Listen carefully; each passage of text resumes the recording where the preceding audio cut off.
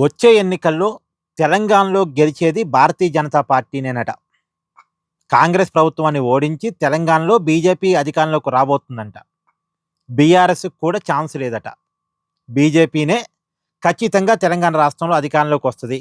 బెంగాల్ తరహా అధికారాన్ని బీజేపీ సాధించబోతుంది తెలంగాణలో. ఇది బీజేపీ నాయకులు పదే పదే చెప్తున్న మాట.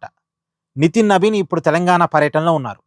ఆయన స్థాయి నుంచి అంటే వాళ్ళ పార్టీ జాతీయ అధ్యక్షుడి స్థాయి నుంచి పార్టీ ఎంపీలు, ఎమ్మెల్యేలు వీళ్ళంతా ఈ మాట చెప్తున్నారు. సరే, ఈ మాట చెప్పడంలో తప్పులేదు. ఏ పార్టీకైనా ఆశ ఉండాలి. అధికారం రావాలనేటువంటి కోరిక ఉండాలి. దానికోసం ప్రయత్నం జరగాలి. అధికారం బీజేపీకి వస్తా రాదా అంటే రాదు అని నేనెందుకు చెప్తాను? ఇవ్వాల్సింది ప్రజలు. ఇస్తారేమో.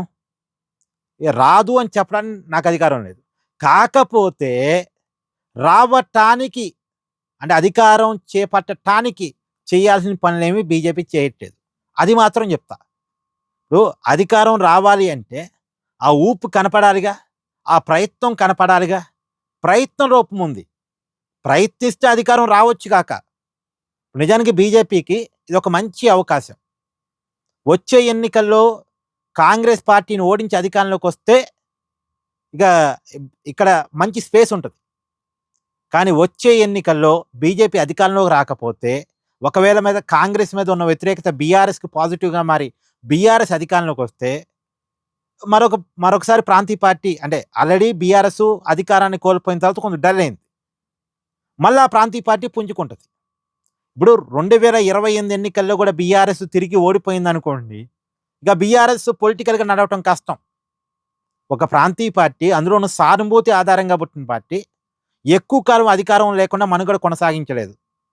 వచ్చే ఎన్నికల్లో కూడా బీఆర్ఎస్ ఓడిపోతే ఇక ఆ పార్టీ మనుగడ కష్టం. అప్పుడు ఫైటు కాంగ్రెస్ బిట్వీన్ బీజేపీ మాత్రమే ఉంటుంది. అంటే 2 జాతీయ పార్టీల మధ్య మాత్రమే ఉంటుంది.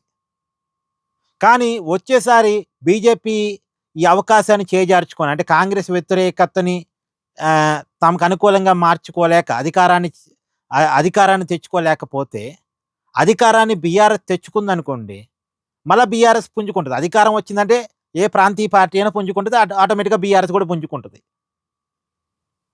అప్పుడు బీఆర్ఎస్‌ని టార్గెట్ చేసి రాజకీయం చేయటం అంటే బీఆర్ఎస్‌ని కాదని మళ్ళా బీజేపీ గెలవటం అంటే చాలా కష్టం. ఇప్పుడు బీజేపీకి కాంగ్రెస్‌ని ఓడించినంత ఈజీగా ప్రాంతీయ పార్టీని ఓడించడం కష్టమైద్ది.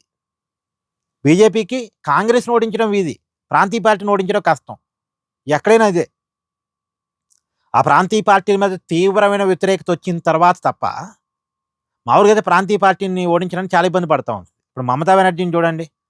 2016, 15 నుంచి స్కెచ్ చేశారు. మొన్నటికి వర్కౌట్ అయింది. అసలు 2021లోనే వర్కౌట్ కావాలని ప్రయత్నం చేశారు. కానీ వర్కౌట్ కాలే. మొన్నటికైతే ప్రయత్నం వర్కౌట్ అయింది.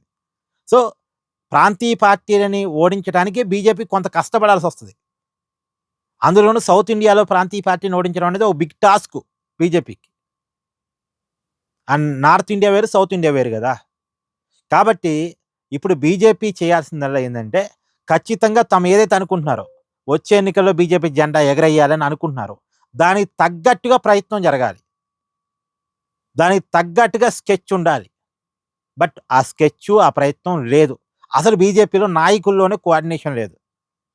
బండి సంజయ్ ఒక వర్గం, కిషన్ రెడ్డి మరొక వర్గం, ఈటెల రాజేందర్ మరొక వర్గం. అసలు ఈటెల రాజేందర్‌కి బండి సంజయ్‌కి అస్సలు పడదు. బండి సంజయ్‌కి ధర్మపురి అరవింద్‌కి అస్సలు పడదు. వీళ్ళందరితో కిషన్ రెడ్డికి పెద్ద కోఆర్డినేషన్ ఉండదు.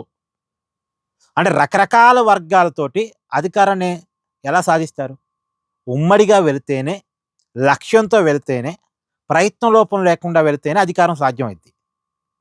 బట్ అది ఇప్పుడు బీజేపీలో కనపడట్లే. నిజానికి గతంలో బీఆర్ఎస్ మీద వ్యతిరేకత క్రియేట్ చేసిందే బీజేపీ, బండి సంజయ్. కానీ దాన్ని బీజేపీకి ఎన్‌క్యాచ్ చేసుకోలేకపోయింది. రేవంత్ రెడ్డి ఎన్‌క్యాచ్ చేసుకొని కాంగ్రెస్ పార్టీని అధికారంలో తీసుకొచ్చుకొని ముఖ్యమంత్రి అయ్యారు. అంటే వచ్చిన అవకాశాన్ని బీజేపీ చేజార్చుకుంది. ఇప్పటికైనా అవకాశాన్ని అందిపుచ్చుకునే ప్రయత్నం చేస్తే బావుంటది. కానీ ఆ ప్రయత్నంలో లోపం ఉంది. ఇక్కడ మీ అభిప్రాయాన్ని కూడా కామెంట్ చేసి